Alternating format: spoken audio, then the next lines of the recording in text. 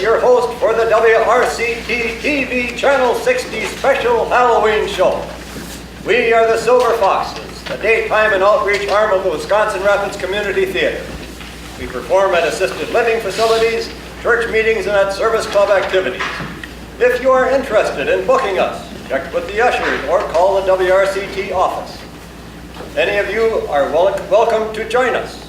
We do not memorize our scripts, as you see. Rather, we read them.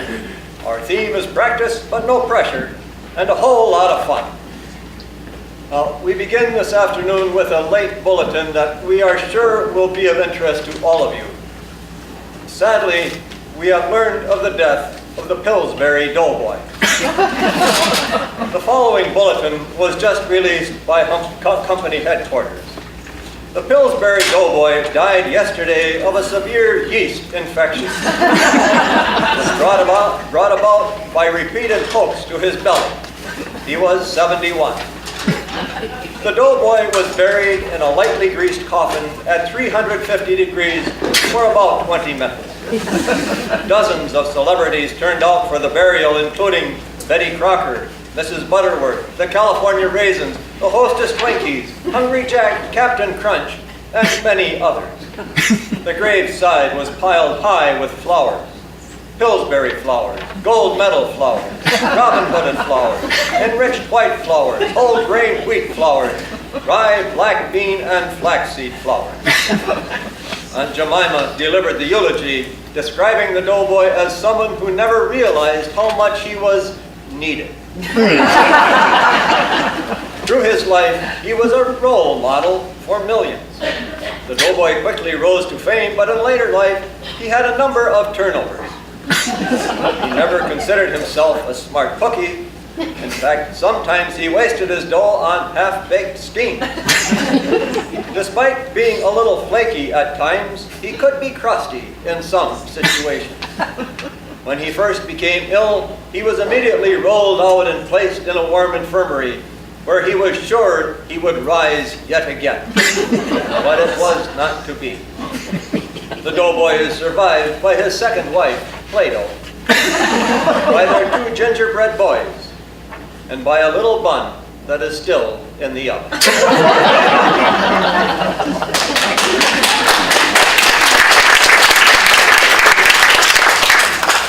And so on with the show. Whether you call them secretaries or executive assistants, these office workers need to be equipped to handle anyone, I mean anything, that walks through the door, and I mean walks through the door. Welcome Roberta and her walk-in guest.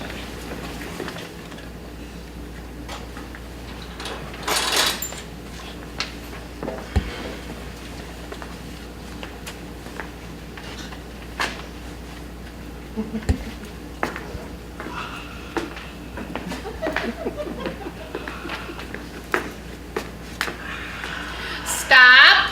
You don't want to do this. I have a highly contagious disease. Oh, all those old films that you see. I'm old-fashioned, and I just want your blood. But This disease gets transmitted through blood. Holy moly. Who cares? I am already dead. Still, you should take care of your health. Why? Who will be there for you in your old age? I don't need anyone. Oh, everyone needs someone. Have you heard of Match.com? What's that? It's a dating site, and I work for it. I don't want to go on a date. Why not? I get all the blood I want by organizing blood donation camps. I don't need dates to get blood. So, why don't you go to your camp? There's no one there now. I ran out of stock, and I am hungry. Listen, you leave me alone, and I will create a profile for you on Match.com. No, I don't need it. Now, get ready to die. Wait! You could get matched with a healthy, complaining, miserable woman. You're kidding me, right? They put that in their profiles? Sure. And you put in your profile, tall, dark, and handsome, seeking a healthy, complaining, miserable woman willing to go on a date with you. Really? And no one cares whether she returns home or not. Why? Because they make other people's life miserable by telling about their misery. You seem to have all the experience. I lost touch with the world since I bit the postman and paper delivery boy. So, let me take your picture. No pictures. I don't even show up in pictures. Oh, that's how I missed you in all those photos. Yes. No problem. I will bring a sketch artist and he'll draw a sketch. That will make you more mysterious, and many more women will want to date you. Cool. So, you let me be. Okay, but I need to bite somebody now. Okay. Let me text Hunter. Who is that? A very big, strong, full-blooded fellow. Oh, you'd do that for me? It's Hunter's birthday. I'll tell Hunter that there is a surprise. You are so funny. We call it dark humor. Roberta, you are doing so much for me. Let's just be friends.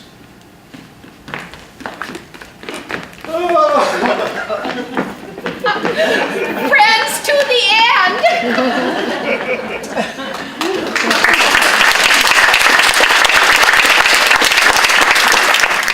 Our next story of the evening, of the afternoon, we join our roving reporter on location at Shady Rest Cemetery. She is about to interview a coven of witches. Now to Carol Cauldron, shaking in her boots with anticipation of this exclusive interview. How about it, Carol? Anybody haunting out there? Carol Cauldron at Shady Resting Cemetery, and I'm certainly happy to be here. With the noise in the background, it looks like I've got some visitors. Let's see if some of these ladies will answer some questions. Hello. Oh my, well, if you'll answer a few questions for me. Well, dearie, you are in for a real treat. Oh, okay. Give us what you got. What'd you say, huh? Start asking. Oh, okay. Well, how is it that you became a witch? Oh, I am a dog trainer by day, and then by night, I go from wags to witches. I would like to know, why don't witches wear flat hats? There's no point to it. Dear me. And ladies, what would you say is a witch's favorite food? No, Oh, heaven's sakes. And seriously though, I would like to know what brought you here tonight. Well, we flew in for a coven meeting, but we are not all here. Martha could not make it. She phoned in broom sick because she doesn't travel well. She also has broomatism. Celia tried to fly to the covenant meeting. Oh, but her broom broke. No problem, she witch typed with Sheila. Yes? I put my broom in the washing machine because I wanted a clean sweep. Well, it's certainly looking clean. Do you want to know what my favorite bedtime story is? Yeah, sure. Ghoul Deluxe and the Three Scares. By the way, they call me Ivy because I keep crawling on walls. That's very interesting, Ivy. Yeah. And sometimes they call me Itchy Witchy. Itchy Witchy? Yeah. Say, do you know what witches sing at Christmas time? I can't imagine. 2, 3, 4. Deck the halls with poison ivy. No. I am also a good astrologer. Want to know my horoscope? No, I think not. Watch out for her. She'll sweep you off your feet. I put a curse on you, but it looks like somebody already did. Why are you late today? I lost my which one? Oh. Your voice is harsh tonight. Oh. Why? Did any of you girls bring any scare spray? My hair needs stiffing up. Why do you keep turning into Minnie Mouse? I keep having Disney spells. Say, did any of you hags have broom service in your hotel? Look at my new charm bracelet.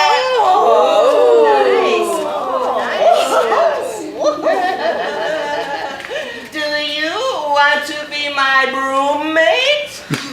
I think not. Why did you give up fortune telling? There was no future in it. Hey, let's all go have potluck for supper. You mean cauldron?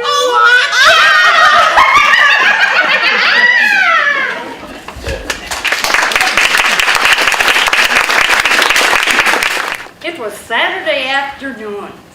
Mom was ironing clothes. She thought to herself, I wonder if anyone irons clothes anymore.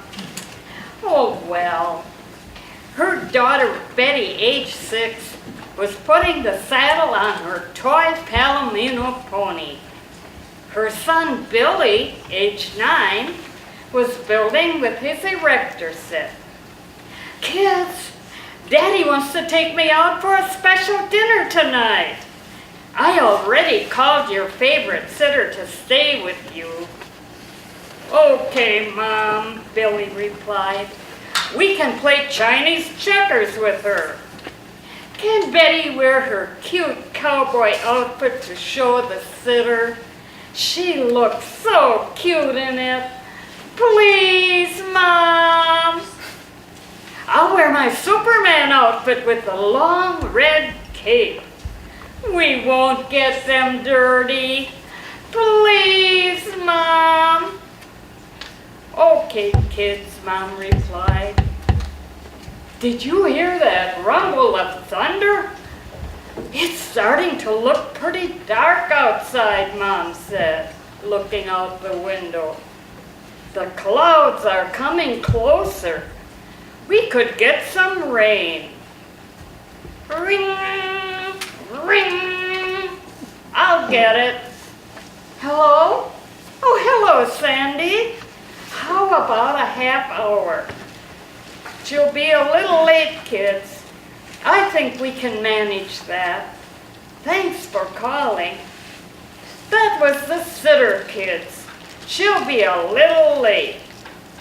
Billy, do you think you can take care of Betty for half an hour until she gets here?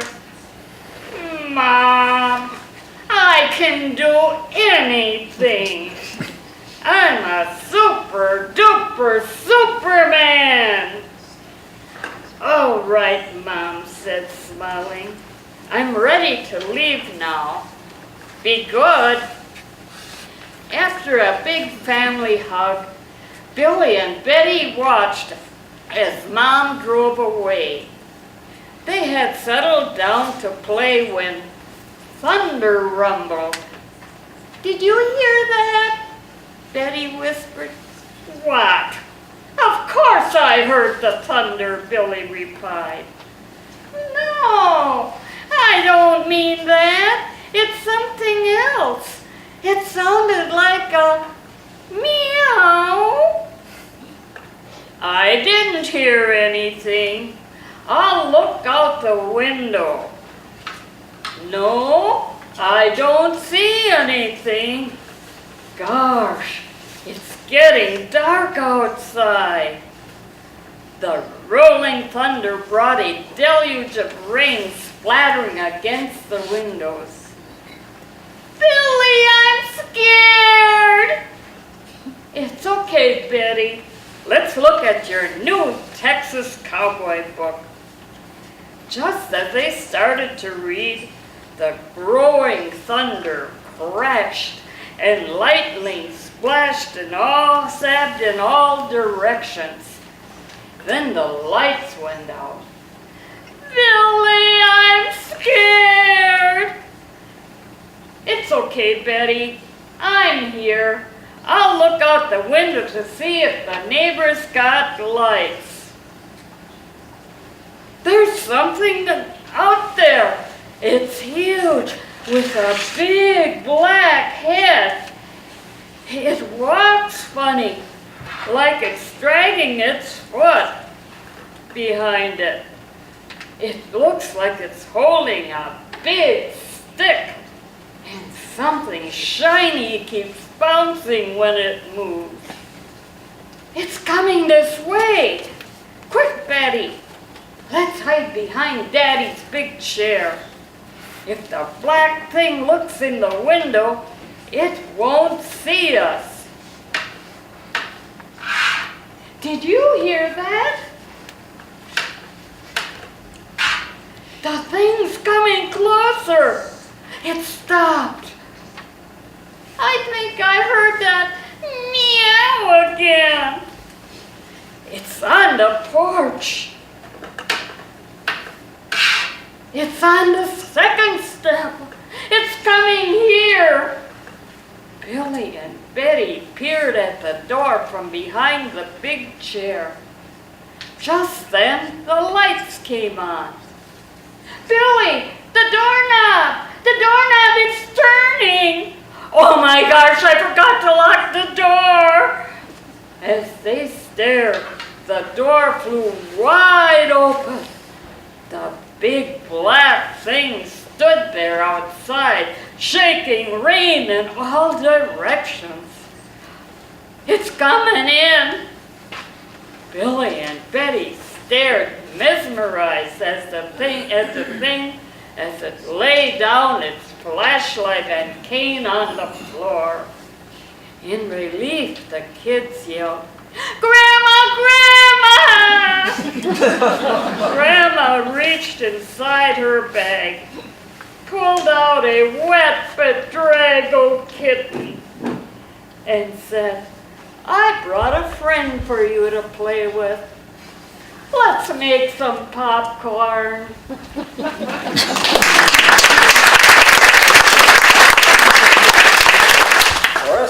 looks great. I bet you are your grandchildren's favorite babysitter. Plans. Someone once observed that life is what happens while you're making other plans. We plan our day. We plan to visit someone. We plan our vacations. We plan to move to a new or different job or house or city. But more and more, it is not we who make our own plans. We hire someone to do the planning for us. Eager people who will, for a fee, promise to make whatever transition or activity we embark upon smooth, exciting, and above all, carefree.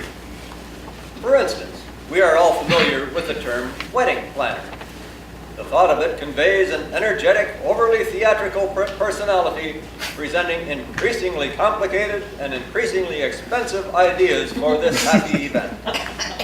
Now, we can all see, of course, that this type of person would probably not translate or transition well into being, say, a funeral planner.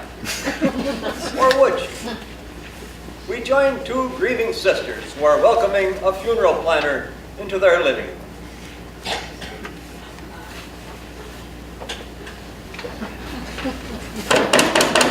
Come in. Hello! I'm Jerry, your funeral planner. Yes, welcome to our home. This is my sister Nettie. Hello, Addie. And I'm Victoria. Nice to meet you.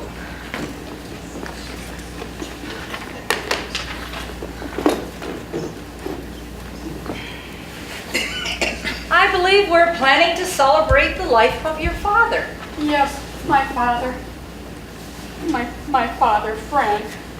Frank Einstein. And your brother is named after him too, I understand. Yes. Oh, well, I think, a funeral planner is much like a wedding planner.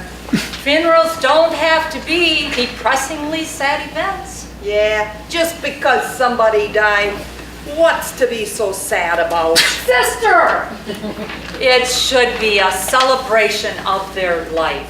Celebration, ha. He tried to sell her body for parts as a child. He went to prison for it. But he apologized and I accepted and I was forgiven.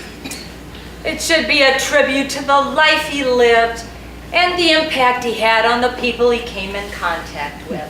15 years of psychotherapy. But we both learned to hug. Ah, he learned to hug. That's the kind of thing I want to hear about him. Look, let's get to the point. What are we looking at here? What's the cost going to be? Well, it all depends on how much you loved him. You mean how much money we're willing to spend? We like to say in the business, they don't die for nothing. How much? Well, the bargain basement has us adding just little theatrical touches to the service at the funeral home. Well, that sounds really nice. Like what? Well, a lot of people like our resurrection feature. For $800, we can have the hand wave at the end of the service. You mean you Oh, can... yes, it's very simple. We rig up some minor hydraulics to the body, hidden in the casket, of course. And at the end of the service, just before the coffin is closed, the hand waves. One time, it got stuck, and it kept going like this. Another time, the arm came loose, and it flew across the room. It ended up on the buffet table. People didn't eat much after that. What else you got? Well, for about $13,000, we can go all the way up to a full resurrection.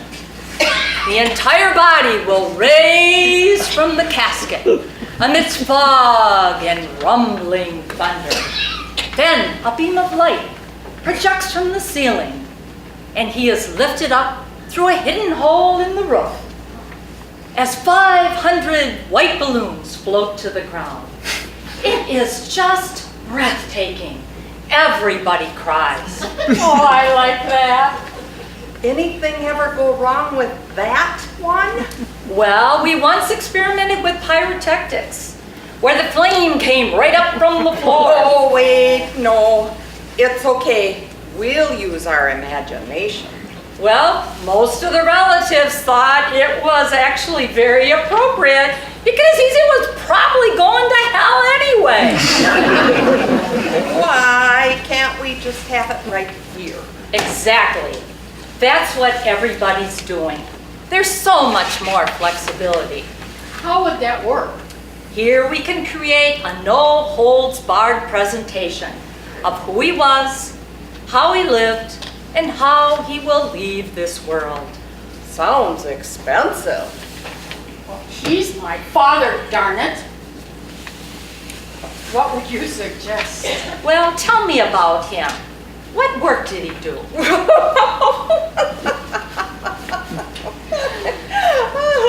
Oh, I don't think that would work out. You'd be surprised. Tell me. Well, he was a sanitary engineer.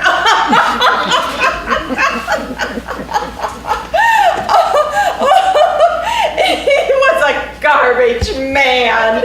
And he never missed a day. That is a night of work. Oh, a garbage man who hugged. Oh, there's so much I can do with that one. Whoa, this ought to be good. Okay, the setting. Not in the house, in the garage. The alley. Ratty old couches with garbage strewn everywhere. 2 old pickup trucks with their tailgates folded down. One holds his body in a black, hefty bag, twist tied. The other tailgate holds a buffet of Hormel chili and hash, still in the cans. No utensils. A gallon jug of whiskey. No cups. How am I doing so far? I'm with ya. Well, and then we'll have just a few short words by, well, just you. And then for a finale, timing is very, very, very important. As the service ends, your father's work buddies will all together lift your father, who hugged, in his big, glossy, black, hefty bag, high into the air, and drop him into a dumpster, just as the sanitation truck comes to carry it away. The dumpster is then slowly raised and tipped until he rolls and then slides into the business end of the vehicle he has spent his life riding on the back of. The truck then carries him away to his final resting place, the city landfill. Oh, it sounds wonderful. How much? 1 hour plus materials, $600.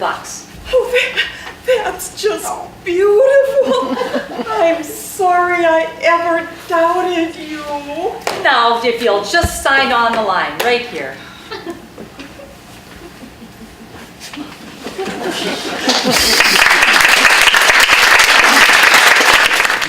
To self, do not hire that funeral planner.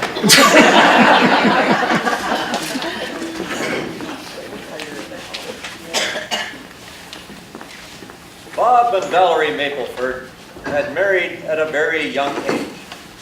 From the very first, theirs was a stormy marriage. Early and often, there were disagreements that were aired at high volume and in graphic terms. At first, these flare-ups were comparatively short duration because they were very attracted physically to each other. However, as each of them aged, this attraction became less and less a balm for frazzled nerves and hurt feelings. Valerie was at something of a disadvantage due to smaller stature and a softer voice. Over time, Bob pressed these advantages, and his diatribes could be easily monitored throughout the neighborhood. Calls to the police by neighbors were regular but fruitless. The last couple of his years of his life, Bob would often close his rantings with a promise that when he died, he would claw his way out of the grave and come back to haunt Valerie. The neighbors felt badly for Valerie and actually feared Bob, avoiding him whenever they could. One night during one of his rages, Bob suffered a heart attack and died on the spot. None of the neighbors were sad at his passing. Rather, they felt a general sense of relief. Nonetheless, they had heard Bob make the threat to claw his way out of the grave often enough that they were concerned for Valerie and how those remembrances would affect her. Would she be terrified at every little sound during the night? Would she have bad dreams and wake up in a cold fright?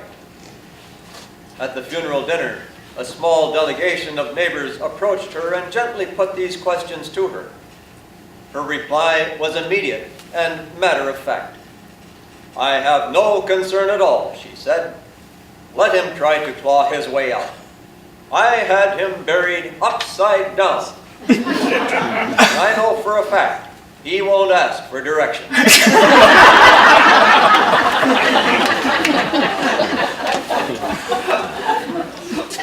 Along the same lines, everyone was dismayed that Peter had died.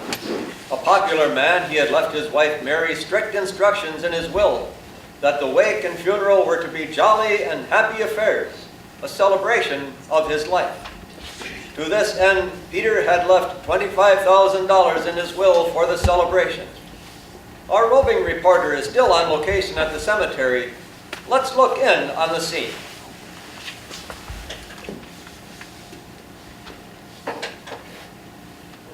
Yes, sirree, this is Carol Cauldron reporting to you from the Shady Resting Cemetery. The funeral service for Peter was magnificent. It was wonderful. And I see that our dear Mary is just lingering in the cemetery just a little bit longer for her final goodbyes to her dear husband. Maybe if she comes out, she'll have a few words for us here. Oh, Mary, it was such a nice service. Do you think Peter would have been pleased? Oh, yes. Peter would have been delighted. Oh, well, that's always so special, isn't it? Yes. And I'm sure that you're right, but I know that I would like to know, and our listening audience would like to know too, how much did this cost? All of it. Every penny of the $25,000. Every penny of it? Every penny. I mean, it was nice, but $25,000? Well, look, let me explain. The funeral was $4,500. I donated $500 to the church. The wake, the food, and the drinks were all $2,500, and the rest went for the memorial stone. Well, now let me think about that. Well, even with my very poor math, that comes up to $17,500 left over.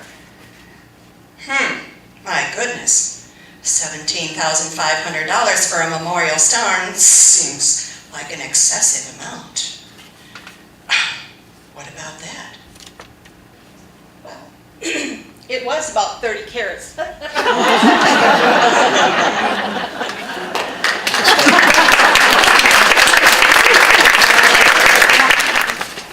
Our special community segment focuses on arts and recreation this afternoon.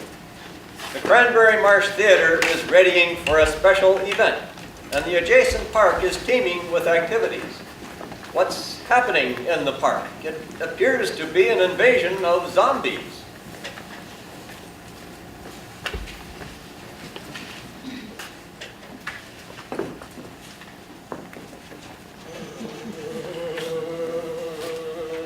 Hey, look, here's one.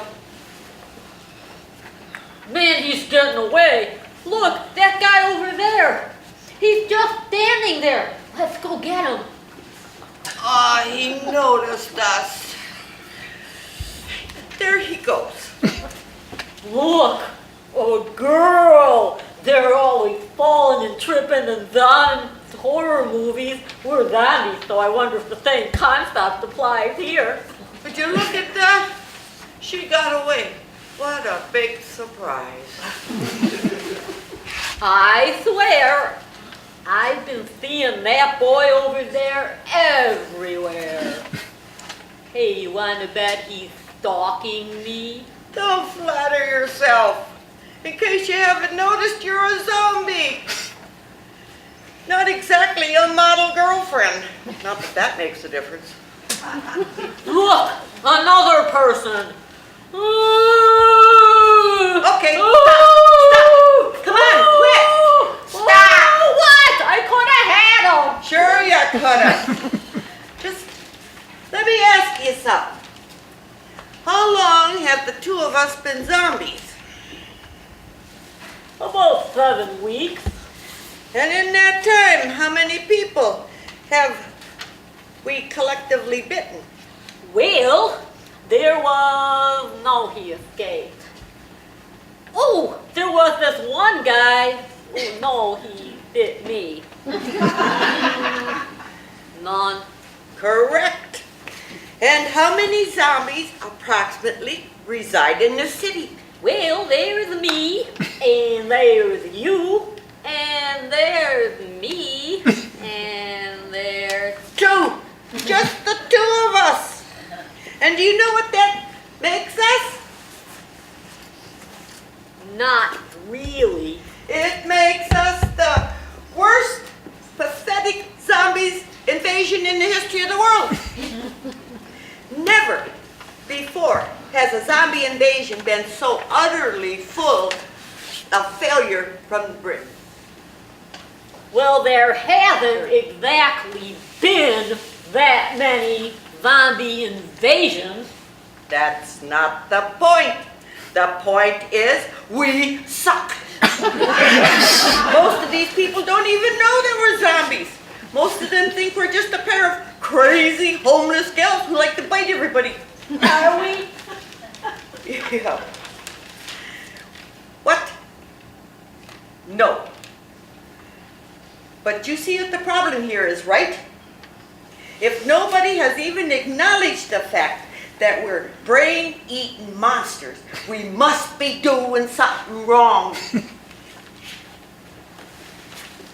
So, how do you suppose we fix it? Well, first of all, we've got to work together. We can't just walk around like a bunch of nitwits, and we won't get anything done. But if we put our 1.5 brains together, we can figure this out. You know, what we need is strategy, a plan of attack. I got it. You see that grocery store over there? Yeah? Everybody needs groceries, right? Everybody's got to have their eggs and their diapers and their inflatable lawn chairs. I know I do. So what if we waited just inside that store, next to the automatic doors, just out of sight? We could wait for somebody to come waltzing in, and then we make our move and rip their throats out. Actually, there might be a problem with that. And what's that? I'm not allowed in that store. Excuse me? The manager says I'm bad for business. Well, of course you're bad for business. You're a zombie. We can just bite him if he gives us any trouble. What are you talking about? No. I was thrown out of there long before I became a zombie. Besides, wouldn't that be, I don't know, cheating? You're kidding me, right? No. Imagine you're just walking into the store to buy some toilet paper, minding your own business, and two dudes pop out of the shadows and relieve you of your entrails. How would that make you feel? You just don't get it, do you? You are a zombie. And if we don't eat or devour people, we will die. Look, I never wanted to be a zombie. Before this, I was an actor, headed for the big time.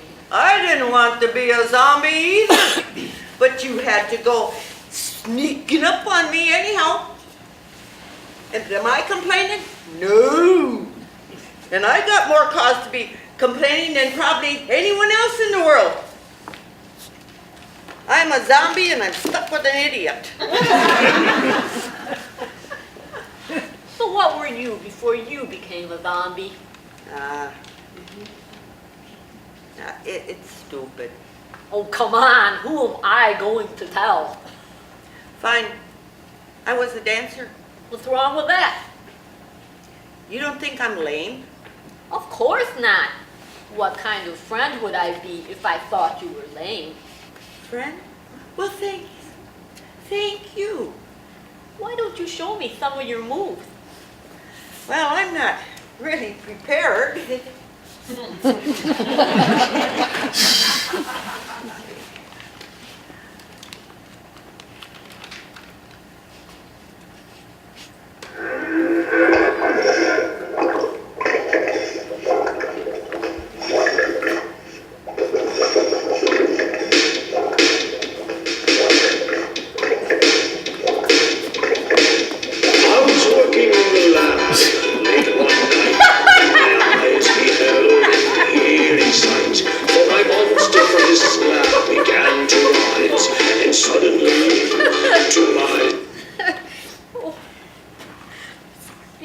I knew you would laugh at me, you jerk.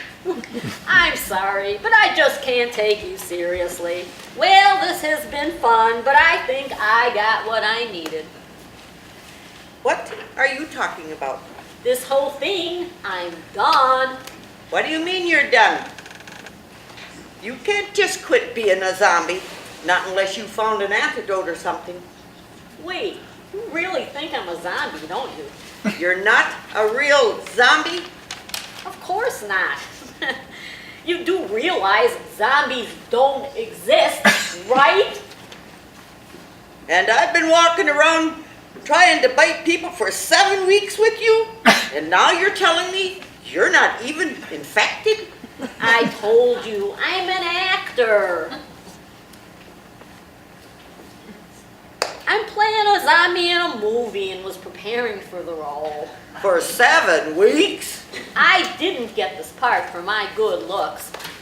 I really get into character before I start performing. I can't believe this. My husband is probably worried sick. I feel so stupid. How could this be happening? Wait. If I'm not a zombie, how come I could only limp before, and how come I had such a taste for human flesh? I think they call it self-hypnosis. You're so convinced that you're something that your body believes it and acts accordingly. Of course, I don't really know you that well.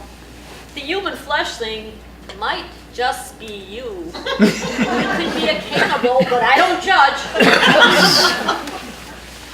Well, right now, I just want a burger and to punch you in the face. Hey, you know what? You'd make a great zombie in this movie.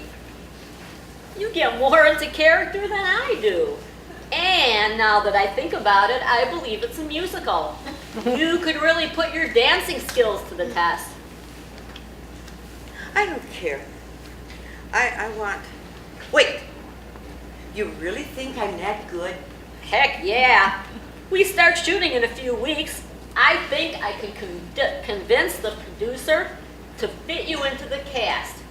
He's my uncle. Oh, a movie.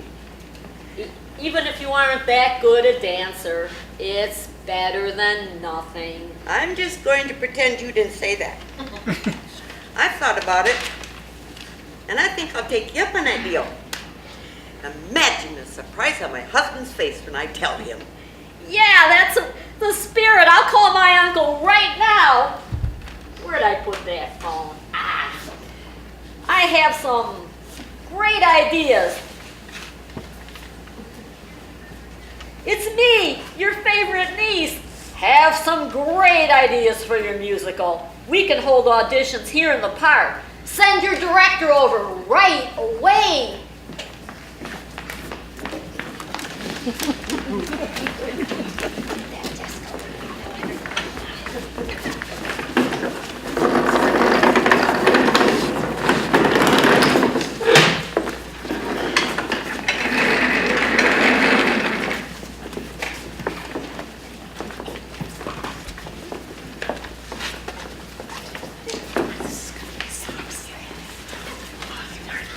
Begin!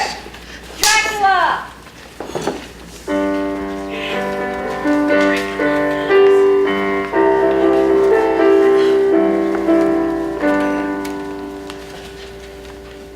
I'm Dracula the first I am. Dracula the first I am. He bit the neck of the widow next door. He can't suck her blood anymore, 'cause she developed anemia. She couldn't keep her iron up to par. Healthy blood, I'm Dracula. Dracula the first I am. I'm Dracula the first I am. Dracula the first I am. He gets breakfast at the local Red Cross. He doesn't think they realize they're lost, and every pint is a positive. He never drinks an 80 or an O. Yes, I live on blood, I'm Dracula. Dracula the first I am.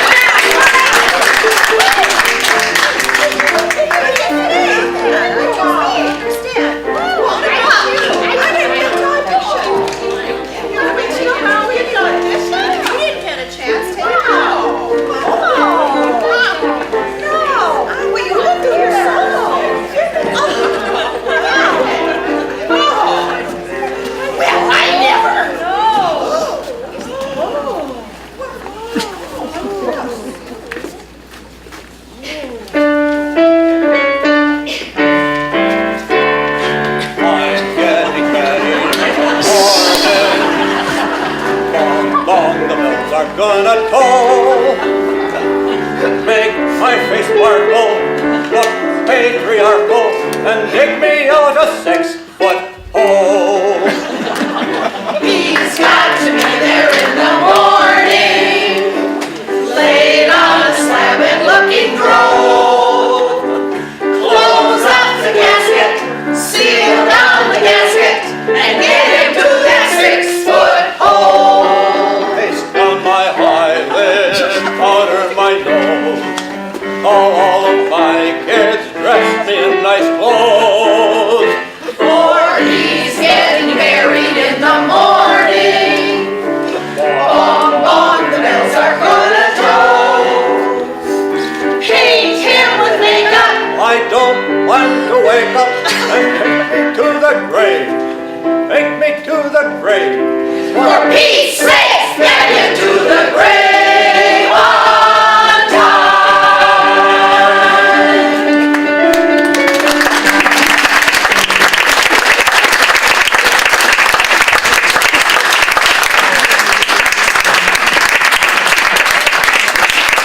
We are the Silver Foxes. Lucy, Penny, Bill, Lucy Rose, Darlene. Marilyn, Mary. Shirley, Lee, Joanne, Mary Beth. Darlene, Bonnie, Doris. Stella. Pam. Karen.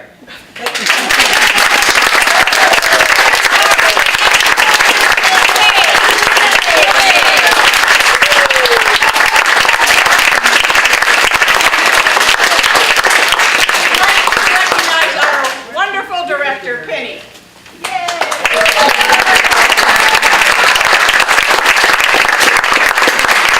the musical director, we think Marilyn and Darlene.